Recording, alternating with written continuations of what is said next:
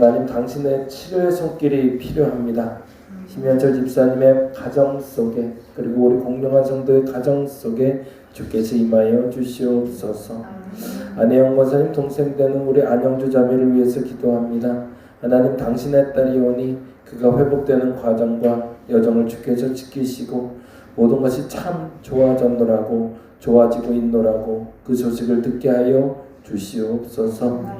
우리 최영진 청년의 처가 되는 우리 이현정 자매를 주께서 기억하여 주시고 피부의 질환으로 근심하지 않도록 하시고 그 몸의 질고를 주께서 내려주옵시며 모쪼록 그 마음이 그 중심이 주님을 믿는 딸이 되게 하여 주시옵소서. 어제 수술하게 된 우리 지혜린 자매를 위해서 기도합니다. 하나님 기억하여 주옵소서. 어린 딸이 힘들고 어려운 과정을 잘 이겨냈는데 하나님 동일한 병명으로 병원을 찾는 일이 없도록 이제는 더 이상 그 병이 사라지게 하여 주옵시고 치유되게 하여 주시고 회복되는데 아프고 힘든 일이 더 이상은 없게 하여 주시옵소서. 조병희 집사님 지금 계속 치료 중에 있습니다. 하나님 건강을 주께서 지켜주옵시고 이 또한 그의 가정들이 지치지 않게 하여 주옵소서. 안혜경 가서 골절로 지금 입원했다가 지금 치료 중에 있습니다. 잘 아물 수 있도록 하여 주시고 회복의 시기를 주께서 빠르게 진행시켜 주시옵소서. 우리 조성도 목사님의 딸 민지를 위해서 기도합니다. 하나님 명절에는 집에 좀 왔다 가려고 합니다. 하나님 그 마음에 평안이 있어야 고쳐질 병일진데 그 가정이 그 평안을 주게 하여 주시고 하나님이 직접 찾아가셔서 그 평안을 주시사 우리 민지의 마음속에 참된 평안 있게 하여 주시옵소서. 정승호 사무사님 그리고 김기영 그리고 안성준 당신의 아들 기억하여 주시고 수술해야 될 사람 그리고 치료 중인 사람 회복해야 될 사람을 주께서 만져주옵소서. 하다 보니 참 많은 사람들과 함께 기도하게 되었습니다. 그런데 그것이 모두 다 병명일진데 하나님 치료의 하나님 여호와 라파 하나님 움직여 주시옵소서. 감사합니다. 고마우신 예수님 이름으로 기도드립니다. 아멘. 자, 오늘 말씀은 창세기 18장 말씀 봅니다. 창세기 18장 17절에서 21절까지가 됩니다.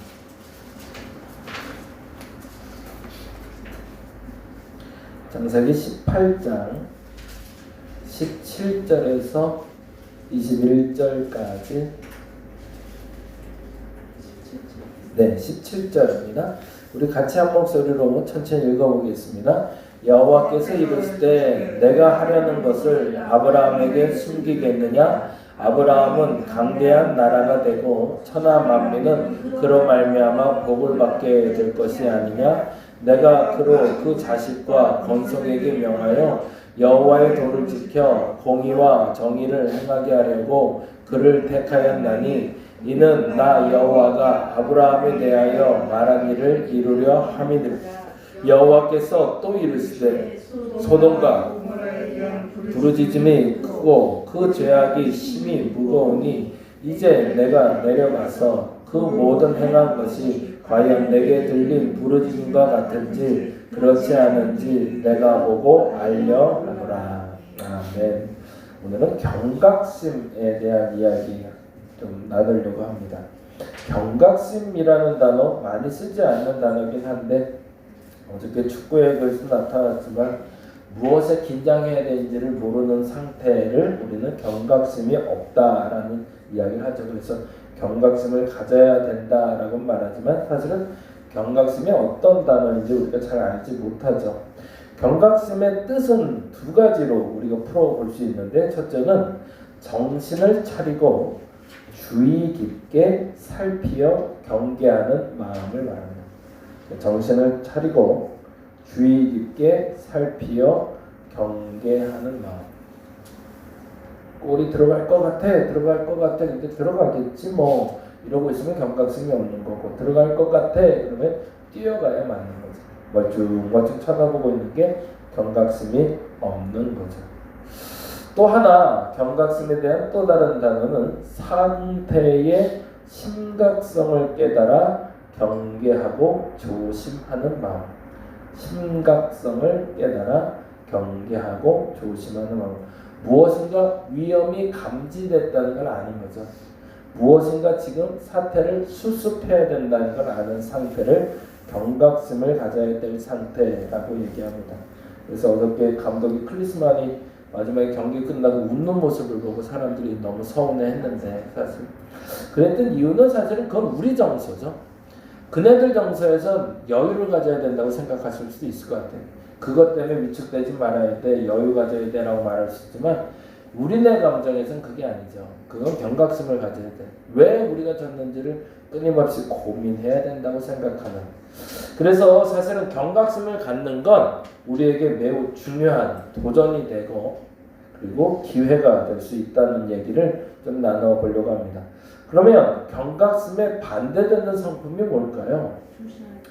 조심하지 않는 겁니다. 그러니까 자꾸 말에 실수가 생기고요. 그리고 자꾸 해야 될 일을 안 하게 되는 거죠. 그걸 다른 말로 하면 경솔이라는 단어를 쓰기도 합니다. 경솔하다. 쉽게 판단하고 움직이는 걸 얘기하는 거죠. 괜찮지 않아. 그러니까 우리 말로는 소잃고 외양간 놓치는 그런 일들을 하는 게 경솔한 행동들. 소홀하다라는 뜻도 있고요. 그리고 또 하나는 부주의하다. 자꾸 실수하는 사람들의 특징이죠. 조금 뭔가가 경솔하고 부주의하기 때문에 일어나는 일, 그것을 반대말로 경각심이 없는 일이라고 이야기하고 있습니다. 그렇다면 경각심을 가진 사람들이 가질 수 있는 보상은 뭘까요? 그게 바로 안전입니다. 큰 사고 날 일이 없죠. 늘 긴장하고 사는 사람들은. 그런데 이 사고 날 때 사고가 난다는 표현이 맞아요. 조금 느슨해지면 그래요. 운전도 그렇더라고. 운전도 자신이 붙었을 때 사고가 나지, 오늘 사고 날 것 같은데 그러고 긴장하고 가면 사고 날 일이 없더라고. 경각심에 따르는 최고의 보상은 안전을 지키는 겁니다. 그리고 경각심을 가진 사람의 특징이 있습니다. 어떤 특징이 있을까요? 준비성. 뭔가를 미리 준비하는 사람. 그런 사람이 된다면 이 사람과 있으면 안전하다고 느끼는 거죠. 그러면 생각해보면 그래요. 사람들이 교회를 안전하다 여겼던 때가 있어요. 근데 교회가 안전하지 않다고 여겼던 때가 있어요. 코로나 때 교회는 안전하지 않다고 여겼어요. 왜 그랬을까요? 우리가 소홀했습니다. 그리고 경솔했어요. 뭐가 경솔했죠? 심지어는 무지몽매한다는 그런 말이죠. 하나님이 지키시는데 그건 진짜 무서운 말이죠. 잘못 말하고 있는 거죠. 경솔한 태도였고요. 또 하나, 우리는 이렇게 붙어 앉아도 괜찮아, 전혀면 안 될 거야 라고 착각을 했던 거죠. 근데 그 경솔하고 소홀한 행동 때문에 교회가 안전하지 못하는 것이 되어버렸었죠. 그리고 나도 그걸 이해하지 못하고 결국 받아들이지 못했던 시간들이 우리에게는 깊은 반성으로 사실은 다가와야 됩니다. 교회는 안전한 곳이어야 됩니다. 그럼 교회가 안전한 곳이라는 건 푸근한 사람들이 있는 것이 아니라 어떤 사람들이에요? 늘 깨어있는 사람들이 있는 곳이어야 되죠. 시대를 읽을 수 있는 눈이 있는 사람들, 그리고 시대를 판단할 수 있는 바른 태도가 있는 사람들, 미리미리 준비하고 계획하는 사람들이 있을 때 교회가 안전한 곳이 되지, 그냥 마음이 좋은 사람들, 여유로운 사람들, 넉넉한 사람들이 있는 게 안전한 교회가 아니란 얘기입니다. 이 부분을 우리가 오해하면 안 돼요. 그래서 교회에 오면 편안하다고 느끼는 건 사실은 뭔가 풀려져 있는 상태를 얘기하는 게 아니라 끊임없이 긴장된 상태가 있을 게 오히려 교회가 건강하다는 겁니다. 근데 우리는 어떻게 되길 원하는 거지? 뭔가 좀 느슨해졌을 때 편안하다고 착각하죠. 근데 그렇지 않다라는 얘기입니다. 아브라함에 대해서 이야기하면 롯과 차이를 통해서 경각심을 가진 사람은 어떻게 판단하고 어떻게 움직이는지, 경각심이 없는 사람은 어떻게 움직이는지를 한번 보겠습니다. 아브라함이 마물의 상수리 나무 아래에 있을 때 사람들이 찾아옵니다. 3명이 찾아오는데 참 재미난 건, 혹시 아셨는지 발견하셨는지 모르겠지만 18장에는 3명이 찾아가요. 19장에 롯에게 찾아가는데 몇 명이 찾아갈까요? 2사람이에요. 네. 하나가 빠졌네. 하나는 어디 갔을까요? 그래서 혹자들은 그렇게 얘기해요. 아브라함 때 찾아간 3명 중에 한 명이 예수 그리스도였다고. 그리스도가 함께했다고. 그래서 아브라함과의 대화에서 여호와라는 단어가 나와요. 여호와께서 말씀하실 때 삼위의 일체이신 예수께서 직접 찾아가서 하나님이 직접 대면에서 만났던 장면이 18장으로 묘사를 합니다. 반면에 19장에 가면 2명만 나와요. 그리고 2 천사라는 표현을 나옵니다. 그러니까 2 천사를 대동하고 그리스도께서 직접 아브라함을 찾아가신 장면인 거죠. 그런데 이게 얼마나 멋있는 장면이에요. 그러니까 성경에는 아브라함이 부지불식간에 천사를 대접했다고 하지만 그가 하나님을 대접했던 거죠. 그리고 나서 그 장면을 통해서 다음과 같은 이야기가 전달되고 있습니다. 아브라함이 마므레 상수리니 나무 아래에 있을 때 찾아온 사람이 3이었습니다. 그리고 3명을 대접하고 사라의 임신 소식을 전하게 됩니다. 이제 너의 아내 어디 있냐? 걔 좀 데려와봐. 너 이제 임신할 거야. 그랬더니 사라가 어떻게 하죠? 피식하고 웃죠. 아이고 말도 안 돼. 그랬더니 굉장히 당황하면서 셋 중에 하나가 그렇게 웃었어? 어떻게? 너 왜 웃어? 당연히 날 건데 그렇게 얘기하죠. 사라의 반응은 9절에서 14절까지 기록이 되고 있습니다. 근데요, 쫙 전체를 다 읽어보셔도 18장 전체에 아브라함은 그에 대해 반응은 기록하지 않고 있어요. 그게 재밌죠. 사실은 대접을 한 건 아브라함이고 아브라함과 응대하며 얘기할 때 야, 네 아내 좀 데려와봐. 근데 아내가 안 나오고 삐죽하고 쳐다보고 있는데 네 아내가 아이 낳을 거야. 삐죽하고 웃었단 말이죠. 그래서 너 웃지 마. 그거 진짜야. 라고 얘기했단 말이에요. 그런데 그 말에 대해서 이런 방도 아브라함이 대답을 하지 않아요. 아브라함은 어떤 태도였을까? 그게 이제 질문이에요. 아브라함은 왜 이렇게 태도를 갖고 있었을까? 경각심을 갖고 있는 사람이기 때문에 그렇습니다. 이게 사라와 차이점이었던 거예요. 무슨 말이냐면 지금 내가 누구를 만나고 있는지 어떤 상태가 되는지 아무도 모르잖아요. 그냥 아브라함은 긴장된 상태로 만나고 있었던 거예요. 말 그대로 아브라함은 지금 내가 대접하는 게 사람이 아니고 하나님일 수도 있다는 전제 속에서 대접하고 있었던 거죠. 근데 사라는 그렇지 않았던 거죠. 그리고 그분의 말이 얼마나 분명하게 이루어질지에 대해서 사라는 믿지 않았던 이유는 느슨해져 있었기 때문이죠. 그런데 아브라함은 긴장 상태였던 거죠. 그래서 사람이 말하는 것처럼 들었지만 그 사람의 소리를 통해서 하나님의 소리를 듣습니다. 그래서 아브라함에게 했던 이야기가 그 다음에 제가 적어놓기도 했지만 이렇게 표현하고 있어요. 16절 볼까요? 16절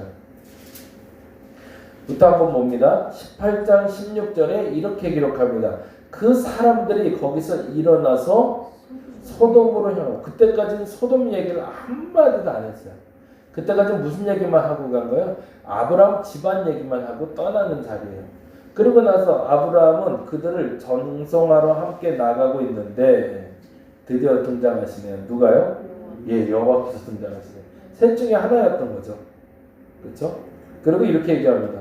여호와께서 이르실 때 내가 하려는 것을 아브라함에게 숨기겠다. 왜 이 말이 나왔을까가 아까 반응이 없는 아브라함에 대한 질문의 답이에요. 이 사람에게는 하나도 숨길 필요가 없네 라는 뜻인 거죠. 사라는 살짝 비웃음도 아니었죠. 그냥 실소를 한 거죠. 그냥 실수로 웃은 걸 수도 있고 그냥 피식하고 웃었지만 그게 믿음 없음을 드러내는 근거가 됐다면 아브라함은 그 말을 경청하며 믿었던 거죠. 그러니 이 아브라함의 태도를 하나님이 귀하게 보셨던 겁니다. 이 사람에게 어떤 말을 해도 이 사람이 귀담아 듣는구나. 이 사람에게 어떤 말을 해도 긴장 상태에서 알아듣는구나. 그리고 알아듣는 귀가 있구나라는 걸 하나님이 다시 한번 칭찬하시는 장면입니다. 그러니 내가 얘한테 숨길 게 뭐가 있어. 근데 그 말의 이유가 중요하겠죠. 왜 숨기지 않아도 된다고 했을까라는 거예요. 왜 숨기지 않아도 된다고 얘기했을까? 다음에 이렇게 밝혀집니다. 뭐라고 될까요? 같이 읽어보죠. 18절입니다. 같이 읽어볼까요? 18절. 아브라함은 강대한 나라가 되고 천한 만민은 그로 말미암아 복을 받게 될 것이 아니냐. 여기가 힌트예요. 무슨 말을 하고 있는 거죠? 아브라함이 그 말을 해서 야, 내가 이거 할 건데 비밀인데 너 알고 있어? 라고 말하고 가셨단 말이에요. 왜? 그 이유가 여기서 찾아지시나요? 아브라함이 강대한 나라가 될 거기 때문에? 아니요. 뭐 때문에요? 천하 만민이 누구로 말미암아? 아브라함으로 말미암아 복을 받게 될 거기 때문에. 그걸 아셨던 하나님은 아브라함에게 얘기를 흘리고 오셨던 것이죠. 무엇 때문이라는 거예요? 그러면 결국엔 혹시 아브라함으로 말미암아 누구를 구원하려고 이제 나중에 밝혀지면 롯을 구원하기 위한 계획을 펼치신 거죠. 말 안 하고 갔으면 아브라함이 다음 장에 나오는 어떤 행동을 안 했을까요? 아브라함은 기도할 일이 없었죠. 만약에 그냥 흘리고 가고 그냥 소돔과 고모라로 가는 길에 밥 잘 대접받고 그래 너 애기 낳을 거야 축복한다 라고 가버렸으면 아브라함은 먼 발치로 떠나는 새 삶 바라보면 끝났을 거예요. 근데 이 말을 던지자마자 아브라함 뭐가 있었다고요? 경각심이. 그 말의 뜻이 무엇인지를 해석해낸 거죠. 단지 이 사람이 와 나를 귀하게 여기고 비밀을 알려주셨네 감사합니다라고 받아들인 게 아니라 그 비밀을 안 내가 뭘 해야 될지를 알았던 겁니다. 그리고 아브라함은 바로 기도에 들어가죠. 그리고 하나님께 소위 딜하기 시작합니다. 긴장 상태에서 이제 시작이 됩니다. 하나님 만일에 의인 50명이 있으면 그곳을 멸하시고 그 의인이 위하여 용서하지 아니하실 겁니까? 라고 물어요. 참 멋있죠. 이거는 뭘 아는 거예요? 그 말을 이해하고기도 하지만 하나님을 충분히 알고 있는 상태에서 얘기하는 거죠. 우리 하나님이라면 그 수천 명, 수만 명이 모이는 도시지만 최소한 50명의 깨어있는 영혼이 있다면 그 50명 때문이라도 버티게 하실 하나님임을 아브라함은 믿었던 거죠. 근데 한 가지 더 불안하게 드는 건 그럼에도 불구하고 만일에 그 인원이 조금만 적다면 어떻게 될까? 깨어있는 경각심으로 계속 묻는 거죠. 40, 30, 20, 10까지. 그러면 그 10은 어디에 기준을 뒀던 걸까요? 단순 계산을 보면 롯의 가족들이죠. 그래서 만일에 그 롯의 가족들이 깨어있는 경각심을 갖고 있다면 하나님 그 땅을 살려주실래요? 라고 얘기한 거죠. 단순히 계산해도 롯에게는 딸이 둘이 있었으니 롯의 부부 그리고 딸의 부부 그렇게 하면 벌써 몇 명이에요? 네, 하나 둘 셋 넷 해서 벌써 8명이잖아요. 그 중에 2명만 더 붙어도 소돔과 고모라는 살아냈던 거죠. 근데 참 성경은 명확하게 표현을 합니다. 롯 아내 딸 둘 사위 될 아이들까지 있었어요. 근데 그 중에 롯의 말을 믿어준 사람이 몇 명이었을까요? 아무도 없었어요. 심지어는 마지막에 그의 부인조차도 걸어 나오면서 뒤를 돌아보아 소금 기둥이 됐다고 얘기해요. 실질적으로 단 한 명, 사실은 롯마저도 제대로 된 믿음의 의인으로서 살지 못했던 거죠. 그럼에도 불구하고 아브라함은 그 지역을 안전지대로 만들 수 있는 사람이 롯이기를 바라며 기도했던 거죠. 그 말을 하나님이 들으시고 롯을 구원하실 때 아주 명확한 단어로 얘기하십니다. 내가 너를 구원한 이유는 누구 때문이다? 아브라함 때문이라고 얘기하세요. 네가 지금 이곳을 떠나지 아니하면 내가 아무 일도 할 수 없으니 지금 당장 떠나라 라고 얘기하며 소돔과 고모라는 멸망하게 되죠. 다시 한번 정리해서 말씀드립니다. 사라의 임신 소식을 듣고 사라는 비웃었지만 아브라함은 반응을 기록하고 있지 않습니다. 그 이유는 아브라함이 알아들을 수 있는 경각심을 갖고 있는 사람이기 때문에 그렇습니다. 그러니 이 사람은 항상 긴장 상태로 살았던 사람이죠. 얼마나 힘들었겠어요. 그러나 어느 순간 내가 하나님을 대접할 수 있고 하나님을 만날 수 있음을 알아 그때를 기다리며 살았던 사람이고 그때를 놓치지 않고 그때를 준비하는 사람으로 살았다는 겁니다. 다시 한번 읽어보겠습니다. 그래서 그들이 되돌아와서 아브라함에게 증언하기를 내가 하려는 것을 아브라함에게 숨기겠느냐라는 표현을 써요. 그 다음에 뭐라고 되어 있죠? 그리고 알게 된 소돔과 고모라에 대한 미래를 두고 적어주십니다. 미래를 두고 아브라함은 하나님 앞에 중보의 기도를 드립니다. 왜? 그 비밀을 흘릴 이유가 너 비밀을 간직하고 있어가 아니라 그걸로 너 기도해야 돼 라는 하나님의 뜻을 알아들은 거죠. 병원에 신방 가면 병원에서 해야 될 일이 있어요. 그래서 사람들에게 병원을 가서 기도해 주는 일을 하죠. 근데 더 중요한 게 있어요. 병원에서 기도해 주면서 내가 들어야 될 이야기들이 있어요. 그건 뭘까요? 의사의 이야기이기도 하지만 가족의 이야기를 들어야 됩니다. 그리고 가족이 원하는 걸 해주는 게 맞는 거죠. 사실은. 더 정확히 말하자면 위로하는 방식이 다르다는 거예요. 의사가 생각할 때는 아니라고 말해도 가족이 그 말을 듣고 싶지 않으면 그 말을 하면 안 되는 거죠. 다시 조금 더 쉽게 말씀드리면 말기암 환자예요. 그래서 이제 세상을 떠날 것 같아요. 그래서 그 말을 의사는 해야 돼요. 그런데 나도 그렇다고 너도 이제 의사가 그렇게 말하니 죽을 준비해라 라고 말할 수는 없는 거죠. 그 사람에게는 그것이 큰 상처가 될 수 있으니까 그걸 애들로 말할 수 있는 게 알아듣는 심이겠죠. 똑같은 말을 해도 어떻게 표현하냐에 따라서 그 사람의 마음이 위로를 받을 수 있고 상처받을 수 있기 때문에 그렇습니다. 다음 장을 보죠. 반면 롯은 어떻게 행동했는지 잠깐 보겠습니다. 롯은 소홀하게, 경솔하게, 부주의하게 행동합니다. 어떻게 행동하는지 볼게요. 반면 롯은 동일하게 천사를 만나 대접하게 되었으나 대접의 방식에선 동일해 보입니다. 우리 집에 들어와 우리 집에서 발을 씻고 우리 집 음식을 드시라고 얘기합니다. 똑같아 보여요. 그런데 이의 행동이 경솔합니다. 경각심이 없어요. 왜 그랬는지 볼까요? 그의 행동으로 말미암아 천사들이 노여움을 삽니다. 천사들의 노여움을 사는 장면 19장 6절에서 11절 한번 보겠습니다. 천사들이 들어가고 롯이 그들을 식사를 대접하려고 그러는데 소돔과 고모라의 나쁜 사람들이죠. 불안당들이 찾아와 내가 상관해야겠으니 그 천사를 내놔라 라고 얘기합니다. 그러자 롯은 다음과 같이 행동하죠. 뭐라고 되어 있죠? 롯이 6절입니다. 문 밖에 무리에게로 나가서 뒤로 문을 닫고 이르되 청하노니 내 형제들아 이런 악을 행하지 말라. 여기까지는 괜찮아요. 그렇죠?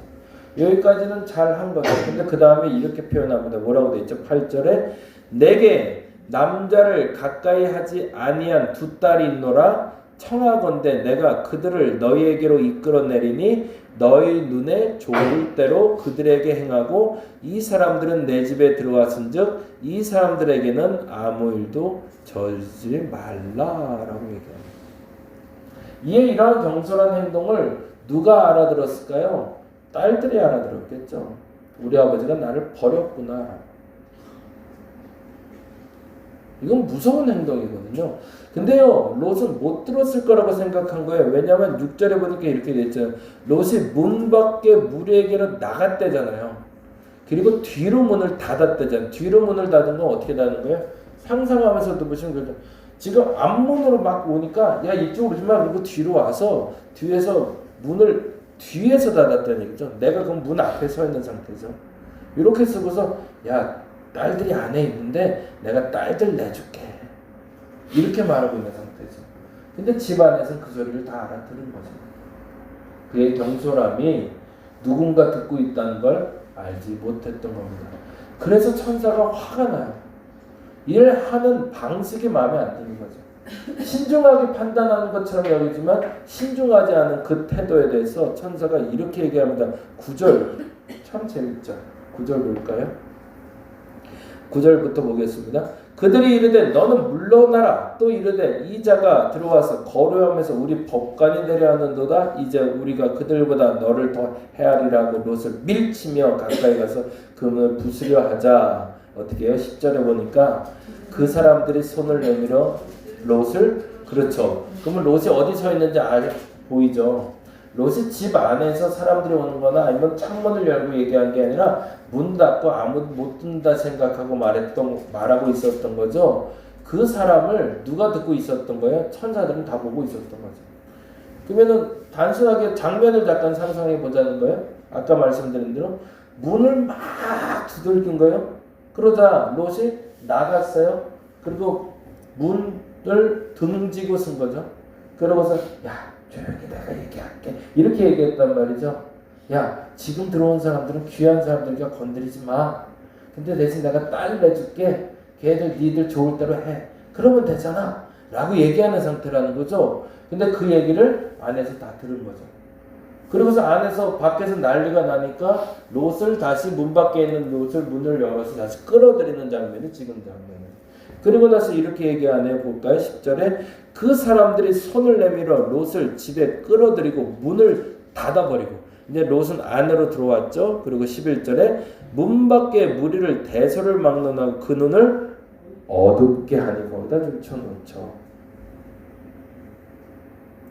그리고 그들이 문을 못 찾아요. 문을 못 찾았다는 게 아니라 상황이 어두워졌다는 표현이에요. 눈이 어두워졌다는 표현을 써요. 그러면 결국엔 여기서는 롯은 어떻게 행동했어야 될까요? 경각심이 있다면. 우리는 그거를 발견해내는 게 더 중요하겠죠.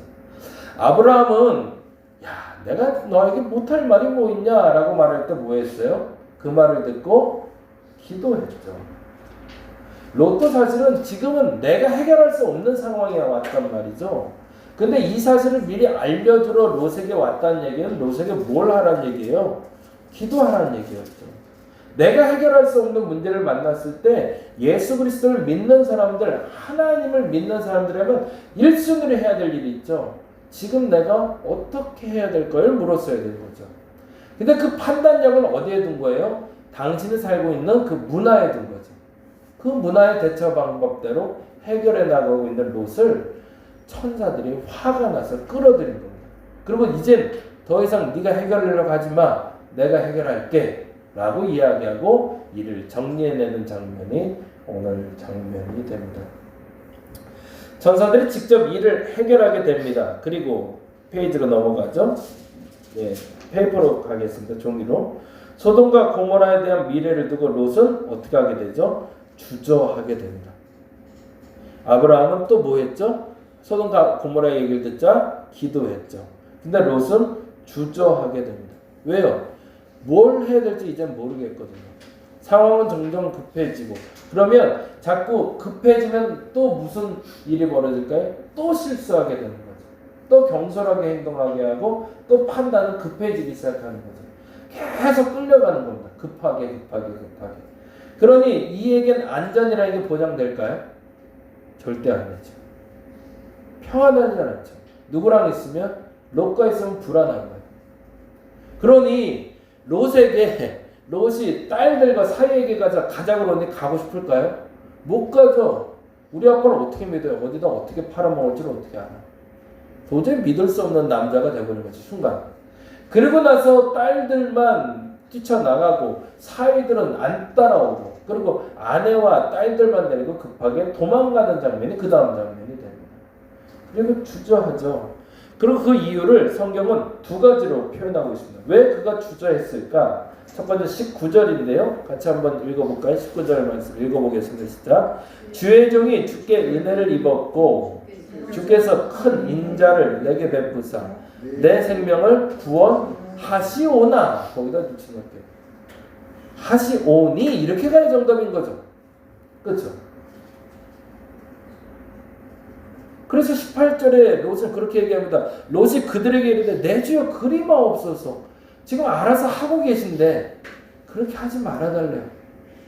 그러면서 이렇게 얘기하는 거죠. 내 생명을 구원하시오나 그건 당신의 방법이고 내 방법대로 구원해달라고 얘기합니다. 또 잘못 판단하고 있는 거죠. 뭐 때문일까요? 그러면 이 잘못된 판단의 이유는 여기 그렇게 써있네요. 읽어볼까요? 내가 도망하여 산에까지 갈 수 없나이다 두렵건대. 거기다 줄쳐놓죠. 왜 하나님의 구원을 믿지 못하고 내 방법대로 해달라고 하는 이유는 두렵기 때문입니다. 내가 이 부분을 해결할 힘이 내게 없음을 알았기 때문입니다. 그러면 어떻게 해야 되냐? 경솔하게 행동하지 말고 하나님을 더 의지하는 게 맞는 거죠. 근데 오히려 거꾸로 그 두려움 때문에 내가 나를 구원할 방법을 끊임없이 잘못 찾고 있었던 거죠. 왜요? 경각심이 한번 무너지고 나니까 계속해서 무너지는 그의 모습을 보게 되는 거죠. 그리고 또 하나 정말 좀 안타까운 건데요. 또 다른 하나는 26절에 나옵니다. 같이 한번 읽어볼까요? 롯의 아내의 모습에서 드러나는 건데요. 26절. 그가 왜 멀리 가는 것을 두렵다는 표현을 가지 않았을까라는 얘기인 거예요. 왜 그는 멀리 가려고 하지 않았을까? 이유는 이것 때문이었습니다. 26절 같이 한번 읽어볼까요? 롯의 아내는 뒤를 돌아보았으므로 뭐 때문일까요? 아쉬움이죠. 팔레스타인 사람들이 이스라엘에서 추방당했잖아요. 1948년도에 이스라엘 해방국이 들어와서 이스라엘이 팔레스타인을 점령합니다. 그래서 팔레스타인 사람들은 사실은 그들을 환호했대요. 그리고 그들을 환대하기 시작했대요. 같이 살 수 있는 또 다른 민족이 들어오고 그들의 민족과 같이 공유하고 싶었답니다. 근데 어느 날 이스라엘 백성들 갑자기 강압적으로 팔레스타인 사람들을 가자집으로 내몰기 시작했죠. 근데 내몰기 시작했을 때 이들이 모든 가전제품이나 가게 도구들을 가지고 나가질 못했대요. 근데 그럼에도 불구하고 그들은 가자집으로 다 떠났답니다. 그리고 그들에게 상징되는 물건이 하나가 만들어졌대요. 그래서 가자집의 상징물이 하나가 서 있는데 그게 바로 열쇠입니다. 그들 생각엔 그랬대요. 지금은 이스라엘 백성들이 이렇게 와서 우리를 내쫓아 가자집으로 내보내지만 조만간 우린 다시 돌아갈 거라고 생각을 했대요. 그래서 그들은 그들의 중요한 것 몇 가지만 가지고 가고 다시 자기 집으로 돌아갈 거라고 생각했답니다. 근데 그게 벌써 70년이 넘어가고 있는 거죠. 그리고 롯의 아내는 소돔과 고모라가 멸망할 거라는 걸 진짜 믿지는 않았던 겁니다. 다시 돌아갈 수 있을 거라고 착각을 한 거죠. 그런데 뒤돌아봤더니 돌아갈 수 없는 땅이 된 걸 알게 된 거죠. 두려움을 느낀 이제 거기 이제 적어볼게요. 노여움을 사고부터 천사들의 노여움을 사고 천사들이 직접 일을 해결하게 된다. 그리고 소돔과 고모라에 대한 미래를 두고 롯은 주저하게 된다. 16절이었죠. 그리고 그 이유를 성경은 두 가지로 표현한다. 하나는 두려움이었고 하나는 아쉬움이었다. 두려움을 느낀 이유는 몰라서였다면 아쉬움을 느낀 이유는 하나님의 말씀을 소홀히 여겼기 때문입니다. 경각심을 갖다라는 것은 항상 긴장 상태로 살아간다 이걸 말한다고 했습니다. 그러면 우리는 어디에 긴장 상태가 되어야 될까요? 이 일을 하는 것이 하나님 앞에 옳은 일인가? 그 기준을 놓고 끊임없이 깨어 있어야 됩니다. 그래서 그것이 깨어 있을 때 비로소 나의 안전이 보장되고 그것이 준비되었을 때 평안한 그리스도인, 평안한 교회가 될 수 있다는 겁니다. 오늘 이 시간엔 저와 여러분이 이렇게 질문했으면 좋겠습니다. 내가 중요하게 여기는 것과 소홀히 여기는 것이 무엇인가? 여러분 정말 중요하게 모든 판단을 하는 데 있어서 결정을 하는데 제일 중요하게 여기는 게 뭔가요? 조금 소홀히 여겨도 되는 게 뭘까요? 그 기준이 하나님의 말씀이시길 바랍니다. 그래서 그 말씀의 기준대로 여러분이 기준을 삼아서 바르게 여러분의 신앙을 세워갈 수 있기를 간절히 바랍니다. 네, 우리 찬송하겠습니다. 누가 오셨네? 찬송가 180장 하나님의 나팔 소리 같이 찬양하겠습니다.